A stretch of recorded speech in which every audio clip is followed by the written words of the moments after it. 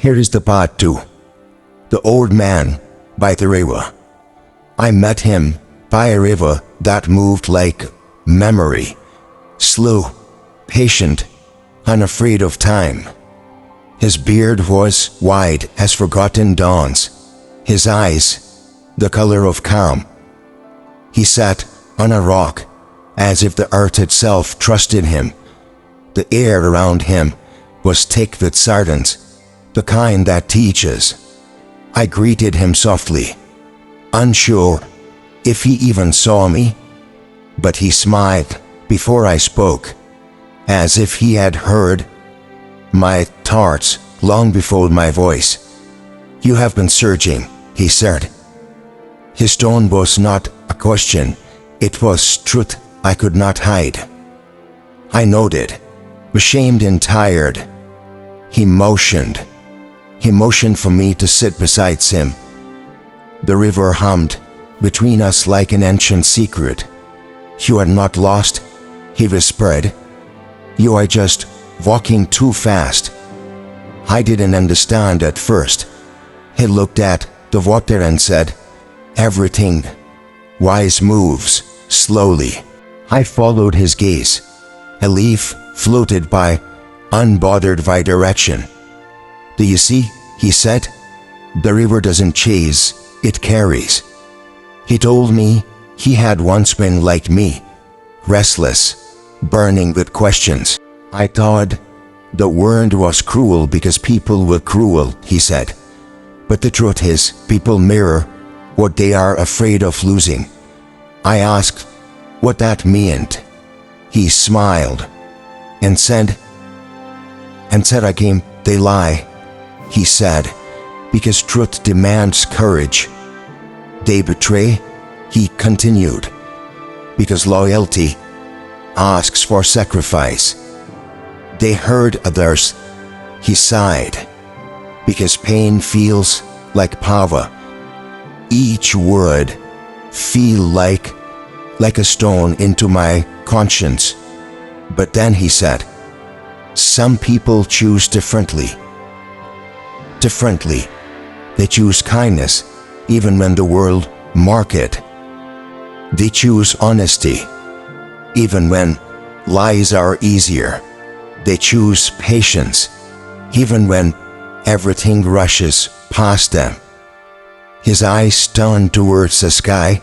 Those people build what kings cannot, legacy without mountains. I felt something move inside me, a small light, long forgotten. He saw it too. You came here to remember, he said. The wind grew softer. The trees leaned in to listen. Remember what? I asked.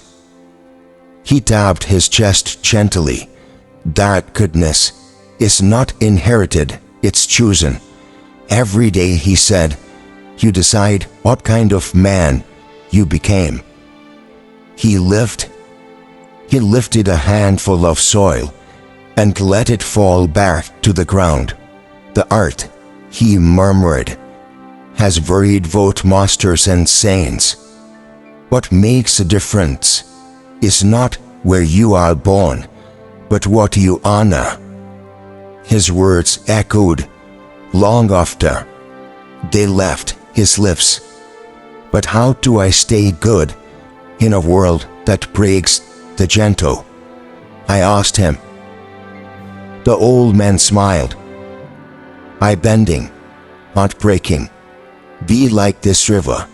It bends around every stone, yet never loses its way. His voice carried the weight of centuries. I realized then he wasn't teaching me to be strong. He was teaching me to be steady. He was teaching me to be a firm. He wasn't asking me to fight the world, but to remain whole while walking through it. The cruel will always test your kindness, he said. But their cruelty is their confession, not your failure. Do not let their wounds write your story. Let your calm be your rebellion. His words settled into me like seeds in fertile ground. I looked at the river. I finally understood its patience. It wasn't weak. It was wise. It trusted that everything that left would one day return. And what about love? I asked him quietly. Love, he said, is the most misunderstood teacher. People chase it like a prize when it was meant to be a mirror. It doesn't arrive to complete you, it arrives to reveal you. And when it leaves, I asked, it still teaches, he said. The lesson of loss is the art of appreciation. You only understand love fully when it no longer needs to stay. His silence after that was profound. It wasn't emptiness. It was peace. I could feel wisdom radiating from his stillness. It wasn't what he knew. It was what he had accepted. Peace, he said at last. Peace is the moment you stop debating with reality. He turned his gaze toward the distant hills. We all want to change the world, he whispered. But the world only changes when a single heart does. Being there, that's where empires of goodness are born. The sun began to sink. The light melted gold upon the river's back. I didn't want to leave. I wanted to keep learning. But he stood, slow and graceful, like a man who would really already seen tomorrow. You have learned enough for today. Now go and live it. I asked his name before he left. He smiled, eyes kind and knowing. Names don't matter. If you remember the message, you have already met me. Then he walked away, fading into the sunset mist.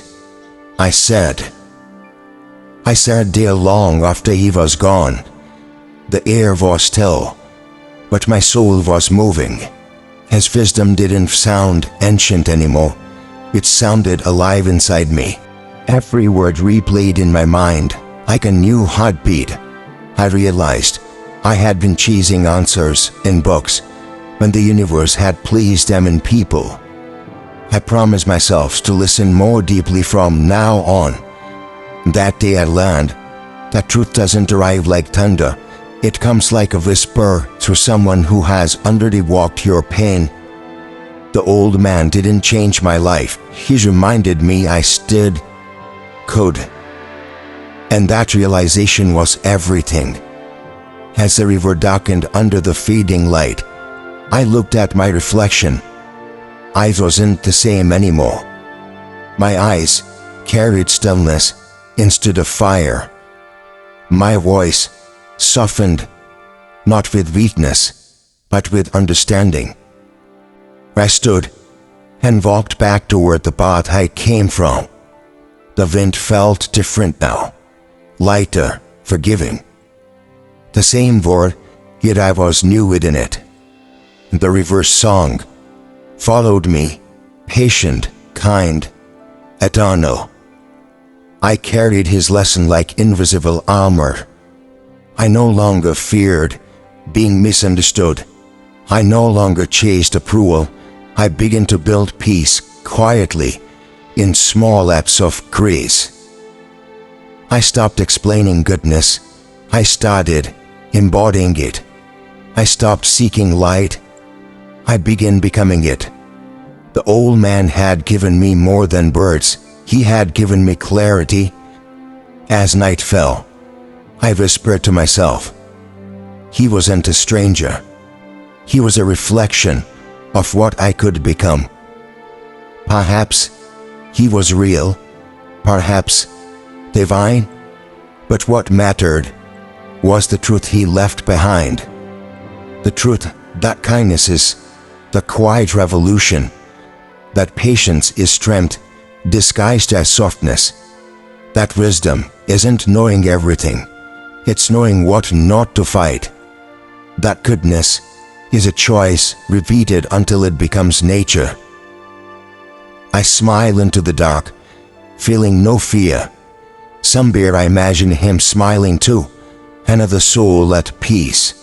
And in that silent night, I finally understood. He had shown me the hidden quality I had been searching for along. It wasn't power or beauty or intelligence. It was something invisible yet eternal.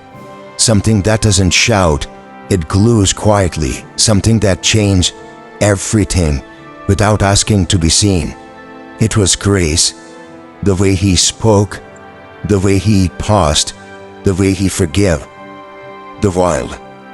Grace, the hidden quality of true Levi's. The mark of someone who no longer needs to win. That night I realized the hidden quality I sought in others was what the universe had been waiting for me to awaken within myself. The lesson of the old man was simply, but it wrote everything. Be kind, he had said with saying it. Be still, his silence had taught me. Be patient, and that is how wisdom travels quietly through examples. I left that place with no souvenir except a better heart, and that, I think, was the purpose all along. To meet someone who doesn't add heat to your noise, but teaches you the beauty of stillness. To meet someone who doesn't give you answers, but shows you the right questions to keep, but change how you walk it. I can still hear his voice when I lose patience. I can still feel his calm when I want to rush. I can still see the river when I'm tempted to fight. His lessons are not memory, they are muscles. Now, every time I choose peace over pride, I know he is somewhere smiling. Every time I forgive, I meet him again in spirit. Every time I love gently, I became him. The world still lies, still deceives, still wounds, but I am no longer afraid of it. I see it now as the old man did, as a classroom, not a curse. I walk slower these days. I speak softer and listen longer. I let people be who they are, because I finally understand that goodness never rushes. And sometimes the ones we meet by chance are the ones written in our destiny to awaken us. The old man didn't disappear in my journey. He was my journey in human form. Every lesson since then carries his scent.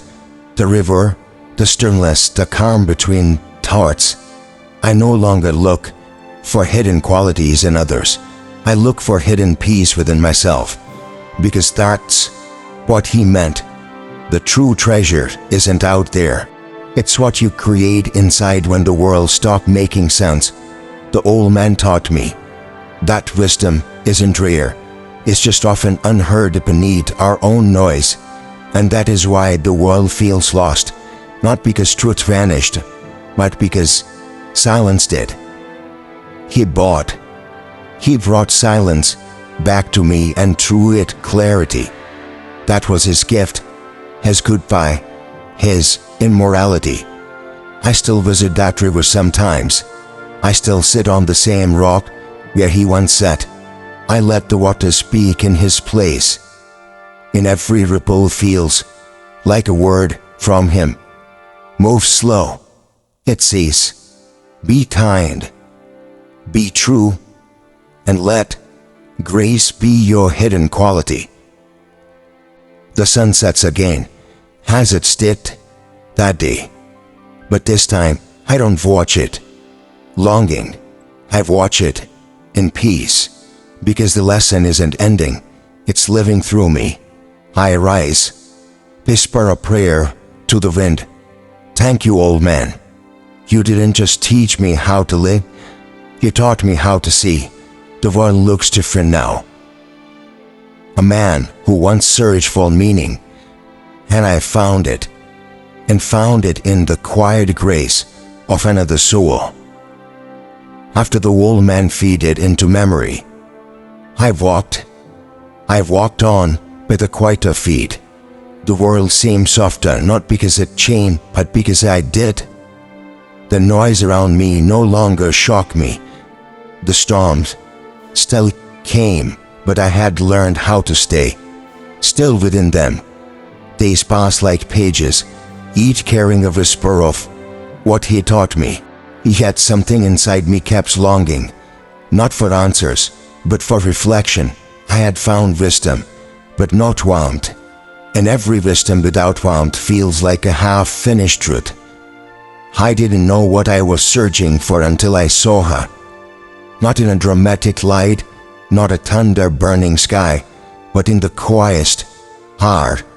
When the world had stopped pretending, she was sitting on a bench beneath a tree, reading a worn-out book. She taught me the warmth I was needing for. She wasn't there to complete me. She was there to remind me of completion. That moment everything connected. The old man's words, the river, the lesson, the silence. She was the living answer to every quiet question I would carried. She was not a miracle, she was the reminder that miracles are ordinary. She taught me that love doesn't always arrive with thunder. Sometimes it comes as peace and stays as presence. That the best kind of people don't enter your life to impress. They enter to align. The hidden quality, I whispered to myself, was never hidden. It just needed eyes that could finally see. For the first time in years I felt whole, not because I found her, but because I found myself through her reflection. She smiled at me then, as if she knew my thoughts. "You understand now?" she asked softly. "Yes," I said. "It's not what we seek in others that matters. It's what we awaken in ourselves when we meet them." She nodded, closed her book, and looked at the sky. "Then our meeting is complete," she said gently. I felt a strange ache, a mix of gratitude and loss. "Are you leaving?" I asked. She smiled again. "People don't stay forever. Only lessons do."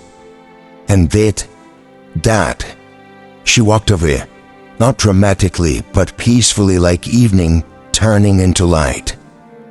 I didn't chase her, I didn't cry, I just sat there, still, silent, full. The world around me shimmered differently. The leaves, the light, the air, all whispered her calm. I finally understood what finding meant. It wasn't about possession, it was about perception. When you grow enough to recognize goodness, you have already found it. And that realization stays, even when the person leaves. The hidden quality I searched for I was not beauty, love, or even wisdom. It was grace born of truth, the ability to live kind, without reward, to see clearly without judgment, and to love deeply without condition. She lived that. And by knowing her, so did I. That is what the old man meant by legacy without monuments. It's when your presence changed someone quietly forever. I looked at the sky last time the evening. I looked at the same as ever, yet nothing was the same, because I had finally found what I didn't even know I was seeking. The hidden quality, not hidden anymore. It had taken me a lifetime of wandering, a river, an old man, and a woman of silence, to realize that truth doesn't hide from us. We hide from it until we are ready to live it. I walked home beneath a tired sky, its clouds like soft, closing eyelids of the world. The city hummed, the same old lies, but I could no longer hear them clearly because now I had found a voice inside me, quiet, kind, and alive. The old man's words followed like wind bells, ringing softly each time my heart trembled. He had told me, "The world is not cruel, it's just unhealed, and those who heal others carry the secret key to heaven." I thought about her again, the woman who first made me wonder what goodness truly mean. She hadn't been rich, nor famous, nor flawless, but she carried warmth, like the sun carries light, effortlessly, constantly, and I realized that hidden quality I searched for was not beauty, not wisdom, not love alone. It was compassion without audience, it was kindness that needs no witness. It was acquired art of understanding pain without judging its shape. The old man had taught me one thing: the real soul are those who choose to remain gentle in a world that rewards the truthless, and she, the one I had almost overlooked, was one of them. Now when I walked among people, I no longer ask, "Who is right?" I ask, "Who is kind?" When I see anger, I look for the wound behind it. When I see pride, I search for the fear beneath it. And when I see love, I don't measure its words, I feel its silence. The world has not changed. The liars still wear suits of success. The cruel still speak loudest. But something inside me shifted. It was as if my soul finally took its first deep breath, because truth is not found in its temples nor in the praise of others. It lives quietly in those who forgive without condition, in those who help without mention, in those who stand alone and still choose to do what is right. There is a peace that doesn't depend on people, a joy that doesn't need applause, a strength that comes not from pride, but from the grace of staying human. I met many faces.